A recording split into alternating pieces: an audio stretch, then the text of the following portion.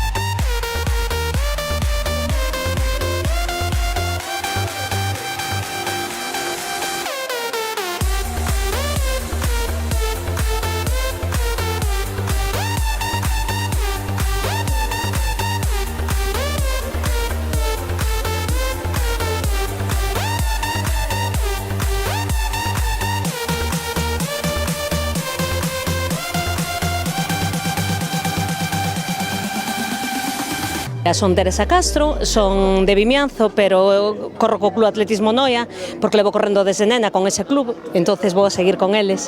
E tamén formo parte do grupo de mulleres da Costa da Morte, que temos un grupo de mulleres ahora intentando aí fomentar o deporte femenino en adultas, porque parece que somos as grandes olvidadas. Veño de correr a carreira de Arteixo, que foi unha preciosidade de carreira, o circuito fantástico e o ambiente maravilloso. Entonces, bueno, pues dá gusto vir aquí, encontrarte tan amparada, tan arroupada e pasalo tan ben, y por encima te vas para casa con un trofeo.